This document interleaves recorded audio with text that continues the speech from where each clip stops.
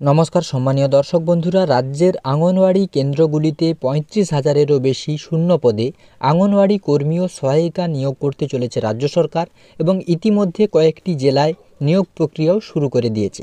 আজকের এই ভিডিও থেকে আমরা জেনে নেব ৩৫,০০০-এরও বেশি আঙ্গনওয়াড়ি কর্মী ও সহায়িকা নিয়োগের জন্য আপনাদের শিক্ষাগত যোগ্যতা কী লাগবে, কবে থেকে আবেদন শুরু হবে, অনলাইনে কিভাবে আবেদন করবেন, কত টাকা স্যালারি দেবে, সমস্ত তথ্যটা আজকের এই ভিডিও থেকে ইন ডিটেলসে জেনে নেব।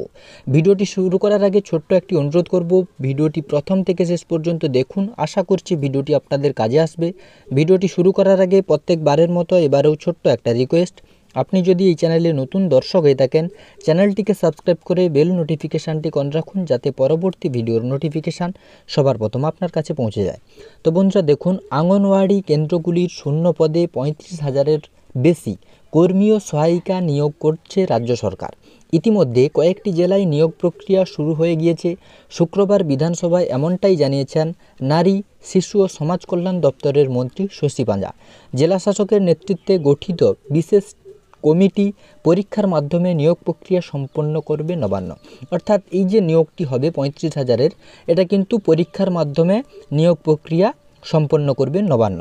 তবে এসব কেন্দ্রে নিয়োগকর্মী দেরি হওয়ার জন্য কেন্দ্রীয় সরকারকেই দায়ী করছেন মন্ত্রী। তার দাবি, কেন্দ্র নিয়োগ সংক্রান্ত নিয়মকানুনের পরিবর্তন করার জন্যই সমস্যা তৈরি হয়েছিল।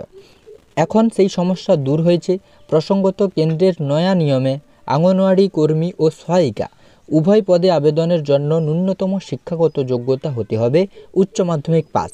এতদিন অষ্টম শ্রেণীর উত্তীর্ণ হলেই সহায়িকা পদে আবেদন করা যেত। শুক্রবার বিধানসভায় লবিতে সাংবাদিকদের প্রশ্নের উত্তরে শশী পাঁজা জানিয়েছেন, রাজ্যে মোট ১,১৯,৮৪১টি আঙ্গনওয়াড়ি কেন্দ্র আছে। প্রতি কেন্দ্রে একজন করে মহিলা কর্মী ও একজন সহায়িকা থাকবেন। বর্তমানে ২১,৪৯২ কর্মী ও ১৩,৯০৬টি সহায়িকা পদ শূন্য রয়েছে। সব মিলিয়ে শূন্য পদের সংখ্যা ৩৫,৩৯৮টি। বিধানসভায় প্রশ্নোত্তর পর্বে মন্ত্রী জানান, এই সংক্রান্ত কিছু আইনি জটিলতা প্রথমে তৈরি হয়েছিল, তা মিটলেও কেন্দ্রীয় সরকার নিয়োগ সংক্রান্ত নিয়মকানুনের পরিবর্তন করে দেয়। তাই ইচ্ছে থাকলেও নিয়োগ করা যাচ্ছিল না। এতদিন কর্মী পদে নিযুক্তির জন্য ন্যূনতম উচ্চ মাধ্যমিক ও সহায়িকা পদের জন্য অষ্টম শ্রেণী উত্তীর্ণ হতে হতো। কেন্দ্র ওই নিয়মে বদল করে দুটি পদের জন্যই উচ্চ মাধ্যমিক পাসকে ন্যূনতম শিক্ষাগত যোগ্যতা ধার্য করে।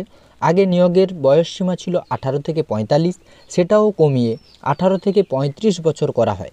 দুটি ক্ষেত্রেই রাজ্য সরকার নির্দিষ্ট কারণ দেখিয়ে আপত্তি করেছিল।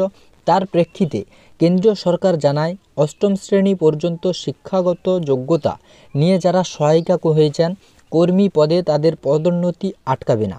সেক্ষেত্রে অবশ্য অন্তত 10 বছর সহায়িকার কাজ করতে হবে সংশ্লিষ্ট প্রার্থীকে। অর্থাৎ এতদিন এই আঙ্গনওয়াড়ি কেন্দ্রগুলিতে নিয়োগ হচ্ছিল না, কারণ কেন্দ্রীয় সরকার নিয়োগ সংক্রান্ত নিয়মকানুনে কিছু পরিবর্তন করে দিয়েছিল। যেমন কি না, যারা কর্মী পদে নিয়োগ হবে তাদের কিন্তু ন্যূনতম উচ্চ মাধ্যমিক পাস হতে হবে, আগে যেভাবে নিয়োগ হতো, এবং সহায়িকা পদের জন্য অষ্টম শ্রেণী পাস, সেটাকে কেন্দ্রীয় সরকার পরিবর্তন করে দুটি পদের জন্যই ন্যূনতম শিক্ষাগত যোগ্যতা উচ্চ মাধ্যমিক করে দিয়েছিল। এবং আগে নিয়োগের বয়সসীমা ছিল 18 থেকে 45, অর্থাৎ আগে আঙ্গনওয়াড়ি কেন্দ্রগুলিতে নিয়োগ হলে 18 থেকে 45 বছরের মধ্যে নিয়োগ প্রক্রিয়া শুরু হতো, কিন্তু এখন সেটা কমিয়ে 18 থেকে 35 বছর করা হয়েছে। তো এই কারণ দেখিয়ে রাজ্য সরকার নির্দিষ্ট কারণে কিন্তু আপত্তি জানিয়েছিল। তার পরিপ্রেক্ষিতে কেন্দ্রীয় সরকার জানিয়েছে যে অষ্টম শ্রেণী পর্যন্ত শিক্ষাগত যোগ্যতা নিয়ে যারা সহায়িকা হয়েছেন তাদের কর্মী পদে পদোন্নতি হওয়া আটকাবে না। সেক্ষেত্রে ওই কর্মীকে অন্তত 10 বছর সহায়িকার কাজ করতে হবে, তবেই কিন্তু তিনি 10 বছর যদি সহায়িকা পদে কাজ করেন তারপরেই কিন্তু তার পদোন্নতি হয়ে আঙ্গনওয়াড়ি কর্মী হিসাবে তিনি কিন্তু প্রমোশন হবে। আঙ্গনওয়াড়ি প্রকল্পের খরচের 60 ভাগ দেয় কেন্দ্র, 40 ভাগ রাজ্য সরকার দেয়। রাজ্য সরকার এই নির্দিষ্ট খরচের বাইরেও কর্মী ও সহায়িকাদের মাসিক ভাতার জন্য মাথাপিছু যথাক্রমে 3,750 ও 4,050 টাকা করে দেয়। ফলে কর্মীরা সব মিলিয়ে 8,350 টাকা এবং সহায়িকারা 6,300 টাকা করে ভাতা পাচ্ছেন। এখন মা ও শিশুর জন্য খাদ্য খাতে বরাদ্দ 2017 সালের পর থেকে কেন্দ্র বৃদ্ধি করেনি, কিন্তু এই সময়ে মধ্যে লাফিয়ে লাফিয়ে বাড়ছে জিনিসপত্রের দাম। এই পরিস্থিতিতে কেন্দ্রকে বারবার আবেদন করা হলেও তার বরাদ্দ বাড়ায়নি বলে অভিযোগ মন্ত্রী। অর্থাৎ আপনারা বুঝতেই পারছেন, এতদিন ধরে অঙ্গনওয়াড়ি কর্মীগুলিতে নিয়োগ হচ্ছিল না, কারণ নিয়োগ সংক্রান্ত বিষয়ে কেন্দ্র সরকার কিছু পরিবর্তন করেছিলেন এবং আইনি জটিলতাও ছিল, তার জন্য কিন্তু এতদিন ধরে অঙ্গনওয়াড়ি কেন্দ্রগুলিতে নিয়োগ হচ্ছিল না।